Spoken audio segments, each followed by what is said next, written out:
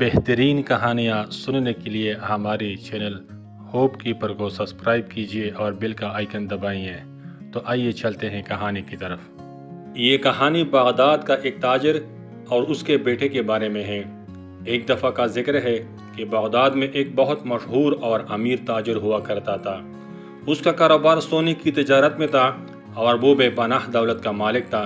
सोना और चांदी उसके खजाने में ढेर हो चुके थे, लेकिन दौलत की फरावानी के बावजूद उसका एक ही बेटा था जो निकम्मा और लापरवाह था। वो न किसी काम का था, ना ही अपने बाप के कारोबार में दिलचस्पी लेता था, बल्कि अपने ऐश व आराम में मगन था। वक़्त गुजरता गया और ताजिर बूढ़ा हो गया। जब ताजिर जिंदा था तो वो अपने बेटे को कुछ न कुछ समझाता रहता था, मगर बेटा अपने मस्तियों में खोया रहता। जल्द ही ताजिर बीमार पड़ा और कुछ अरसा बाद इंतकाल कर गया। अब सारा खजाना और जायदाद बेटे के हाथ में आ गई। जैसे ही बेटे को मुकम्मल आज़ादी मिली, वो हर रात ऐश व इशरत में डूबा रहता। शराब नोशी और फजूल खर्ची उसका मामूल बन चुका था। सालों तक यही सिलसिला चलता रहा, यहाँ तक कि एक दिन ऐसा आया कि सारी दौलत ख़त्म हो गई और वो कंगाल हो गया। जब दौलत ख़त्म हुई तो उसे अपने गलतियों का एहसास हुआ, लेकिन बहुत देर हो चुकी थी। वो गम और पछतावे में मुब्तला हो गया। उसके पास अब सिर्फ एक पुराना और टूटा फूटा घर बचा था, जिसमें एक बेर का दरख्त था। वो हर वक्त अल्लाह से माफ़ी मांगता, नमाज़ें पढ़ता और दुआ करता कि अल्लाह उसे माफ़ करे और उसकी ज़िंदगी में कुछ बेहतरी लाए। एक रात उसने ख्वाब देखा कि वो मिस्र जाए और वहाँ के बादशाह ने अपने ख़जाने के दरवाजे खोल रखे हैं, जहाँ से वो जितना चाहे सोना ले सकता है। इस ख्वाब को अल्लाह का इशारा समझकर वो सफ़र की तैयारी में लग गया। उसने अपने रिश्तेदारों से कर्ज लिया और एक गधा खरीदा ताकि वो मिस्र का सफ़र कर सके, मगर रास्ते में खर्च ख़त्म हो गया, हत्ता कि उसे अपना गधा भी बेचना पड़ा। आखिरकार वो मिस्र पहुंचा, मगर अब वो बिल्कुल कंगाल था, भूखा और परेशान। इसी दौरान मिस्र में चोरी के वाक़यात बढ़ चुके थे और बादशाह ने दरोगा को हुक्म दिया था कि वो चोर को पकड़े वरना उसे सजा दी जाएगी। दरोगा शहर के हर गली कोचे में गश्त कर रहा था। दूसरी तरफ बगदाद का ये नौजवान, जो अब बेयार व मददगार था, एक तरकीब सोचने लगा।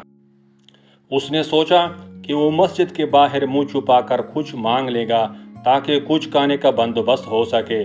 नमाज के बाद वो मस्जिद के बाहर खड़ा हो गया, मुंह पर चादर डाल ली और हाथ आगे बढ़ा दिया। लोगों में से कुछ ने कुछ दिया, कुछ ने नहीं, मगर दरोगा की नजर उस पर पड़ गई। दरोगा ने उसे अजनबी समझकर चोर होने का गुमान किया और फौरन उसके पास पहुंचकर उसके मुंह पर थप्पड़ मारा। नौजवान ने दर्द भरी आवाज में कहा कि आपने मुझे क्यों मारा? दरोगा ने कहा कि तुम वही चोर हो जिसे मैं तलाश कर रहा हूँ। नौजवान ने उससे कहा, मेरी बात सुन लो, अगर यकीन आ गया तो ठीक है, अगर नहीं आया तो जो भी सज़ा दोगे मुझे मंजूर है। और अपनी सारी कहानी सुनाई, ख्वाब का जिक्र किया और अपने हालात बताए।